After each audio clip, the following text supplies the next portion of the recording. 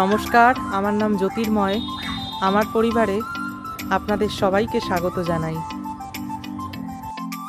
উপস্থিত হলাম আমাদের বাড়ির ছাদে আমার গাছেদের সমাহার নিয়ে। আনন্দে থাকার উপায় বলতে এই গাছপালাদের সাথেও আমি অনেকটা সময় কাটিয়ে থাকি। নার্সারি থেকে 3-4টে মতন গাছ এনেছি। এই যে গন্ধরাজ লেবুর গাছ, পাতাগুলো একটু শুকিয়ে শুকিয়ে গেছে, তাও পরিচর্যা করে দেখি কতদূর সুস্থ সতেজ করে তুলতে পারি। তার খবরাখবরও আমি আমার ভিডিওর মধ্যে দিয়ে জানান দেওয়ার চেষ্টা করব। এই দেখুন, মিট মশলা গাছ এনেছি। বিভিন্ন রকম মশলার সুঘ্রাণ রয়েছে এই মিট মশলা গাছের পাতাতে।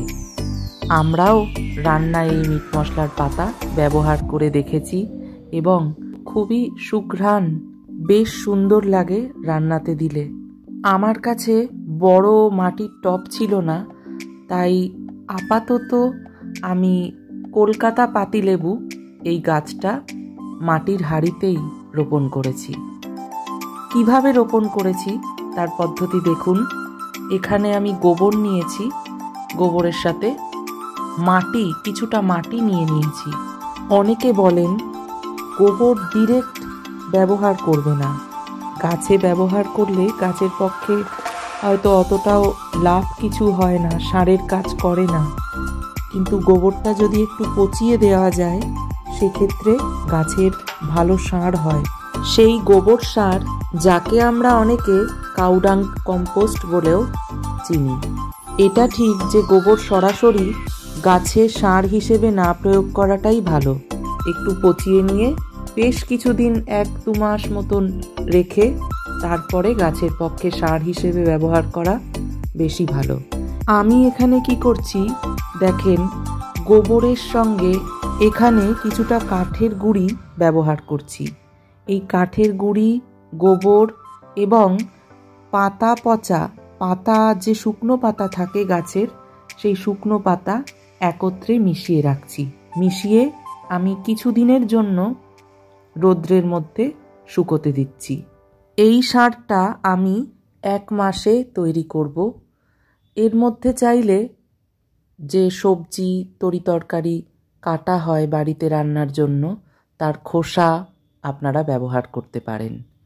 তাতে করেও ভালো সার, কোনো রকম ক্ষতিকারক রাসায়নিক জিনিসপত্র ছাড়াই জৈব উপাদান দিয়ে ঘরে বসেই প্রস্তুত করতে পারবেন আপনারা। আমি এর আগেও এই সারই বাড়িতে প্রস্তুত করে আমার বিভিন্ন গাছে ব্যবহার করে তার সুফল পেয়েছি।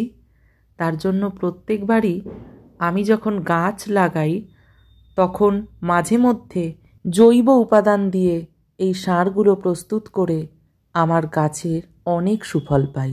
আমি এখানে বেশিরভাগ অশ্বত্থ গাছের পাতা ব্যবহার করছি, শুকনো পাতা ব্যবহারের জন্য। আচ্ছা, এইটাও আমি বলে রাখি আপনাদেরকে, এই অশ্বত্থ গাছেরও কিন্তু বহু গুণাগুণ রয়েছে সার তৈরির ক্ষেত্রে। যে কোনো গাছের সার তৈরির ক্ষেত্রে এই অশ্বত্থ গাছের পাতা, ফল, মূল, মাটি প্রভৃতির এত গুণাগুণ রয়েছে। এই গুণাগুণ সম্বন্ধে আমি একটা আলাদা ভিডিওর মাধ্যমে নিয়ে উপস্থিত হব। আজকের মতো এখানেই ইতি টানছি। আপনাদের সকলের সাথে পরবর্তী ভিডিওতে দেখা হবে। আপনারা সকলে ভালো থাকুন, সুস্থ থাকুন, আনন্দে থাকুন।